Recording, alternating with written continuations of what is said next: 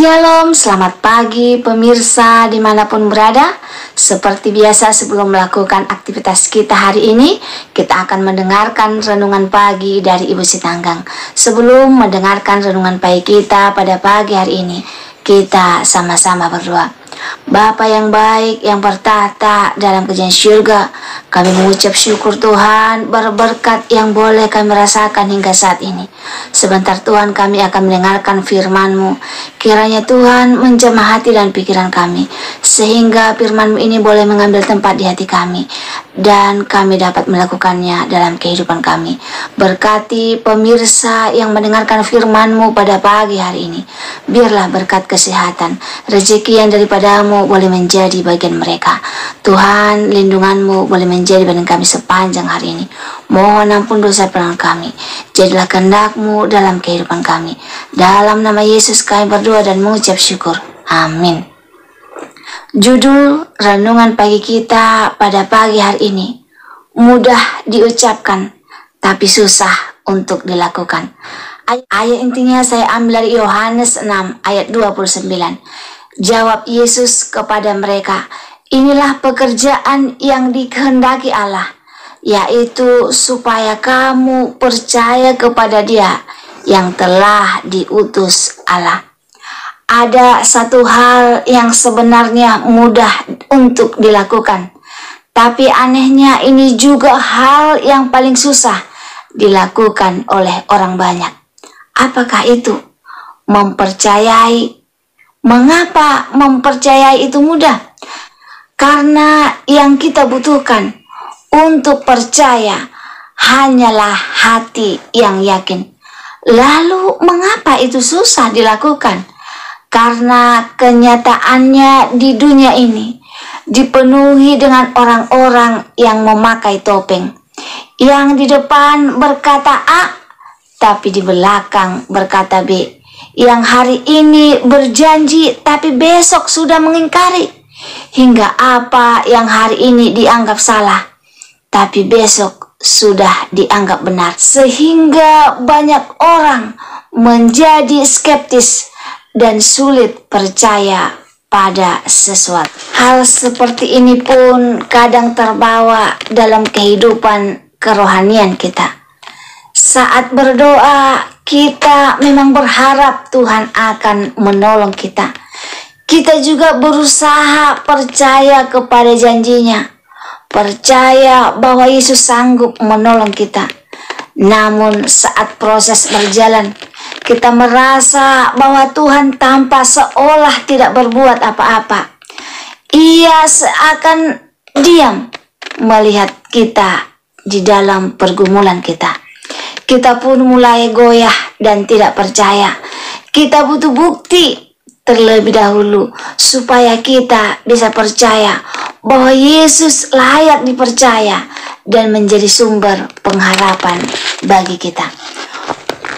Suatu hari, orang-orang yang mengerumuni Yesus bertanya, apa yang harus dilakukan agar mereka dapat melakukan pekerjaan Allah? Kita boleh baca Alkitab kita, Yohanes 6 ayat 28. Lalu kata mereka kepadanya, apakah yang harus kami perbuat supaya kami mengerjakan pekerjaan yang dikehendaki Allah? Lalu jawab Yesus kepada mereka, inilah pekerjaan yang dikehendaki Allah, yaitu hendaklah kamu percaya kepada Dia yang telah diutus Allah. Maka kata mereka kepadanya, tanda apakah yang kau perbuat supaya kami dapat melihatnya dan percaya kepadamu? Pekerjaan apakah yang engkau lakukan?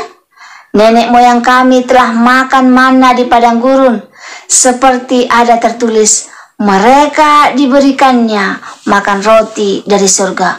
Maka kata Yesus kepada mereka, aku berkata kepadamu, sesungguhnya bukan Musa yang memberikan kamu roti dari surga, melainkan Bapa-Ku yang memberikan kamu roti yang benar dari surga. Karena roti yang dari Allah ialah roti yang turun dari surga dan yang memberikan hidup kepada dunia. Maka kata mereka kepadanya, Tuhan, berikanlah kami roti itu senantiasa. Kata Yesus kepada mereka, Akulah roti hidup. Barang siapa datang kepadaku, ia tidak akan lapar lagi. Dan barang siapa percaya kepadaku, ia tidak akan haus lagi. Tetapi aku berkata kepadamu, sungguh pun kamu melihat aku, kamu tidak percaya. Semua yang diberikan Bapa kepadaku akan datang kepadaku. Dan barang siapa datang kepadaku, ia tidak akan kubuang, sebab aku telah turun dari surga bukan untuk melakukan kehendakku, tetapi untuk melakukan kehendak Dia yang telah mengutus aku. Sebab inilah kehendak Bapakku, yaitu supaya setiap orang yang melihat Anak Allah dan percaya kepadanya beroleh hidup yang kekal, dan supaya aku membangkitkan pada akhir zaman. Maka bersungut-sungutlah orang Yahudi tentang Dia, karena Ia telah mengatakan, Akulah roti yang telah turun dari surga. Kata mereka, bukankah Ia ini Yesus anak Yusuf? Ia ibu bapanya kita kenal. Bagaimana Ia dapat berkata, Aku telah turun dari surga? Jawab Yesus kepada mereka, Jangan kamu bersungut-sungut. Sebenarnya sesederhana itu. Tapi jika kita baca perikop ini, kita bisa melihat bagaimana orang-orang yang semula mengikut Yesus, tetapi sekarang mereka berduyun-duyun meninggalkan Dia. Syarat utama mengikut Yesus adalah melakukan kehendak-Nya, dan ini hanya bisa dilakukan jika kita percaya kepadanya. Orang benar hidup karena iman. Kita boleh baca Alkitab kita, Roma 1 ayat 17. Sebab di dalamnya nyata kebenaran Allah yang bertolak dari iman dan memimpin kepada iman. Sebab ada tertulis, orang benar akan hidup oleh iman. Percaya kepadanya artinya memasrahkan hidup kita kepadanya. Kita belajar percaya dengan membaca dan melakukan firman-Nya dengan setia. Karena iman timbul dari pendengaran, pendengaran akan firman Tuhan. Roma 10 ayat 17. Pemirsa dimanapun berada, kita boleh belajar beriman dari pergumulan, bahkan penganiayaan. Jadi jangan terburu-buru menganggap Tuhan diam saat kita dalam pergumulan. Justru di dalam pergumulan itulah kita belajar makin mempercayai Dia dan janji firman-Nya. Saat dalam pergumulan dalam kehidupan kita, kita harus percaya kepadanya bahwa tidak ada yang luput dari pandangannya. Semoga firman Tuhan pada pagi hari ini dapat menolong kita untuk tetap percaya kepada Tuhan, bahwa Dia tahu apa yang sedang kita hadapi. Untuk tetap percaya kepada Tuhan, bahwa tidak ada yang terlewat dari pandangannya. Jika saudara-saudara merasa terberkati dengan firman Tuhan pada pagi hari ini, saudara-saudara boleh share di sosial media kamu, Facebook, WhatsApp, Instagram, dan lain sebagainya.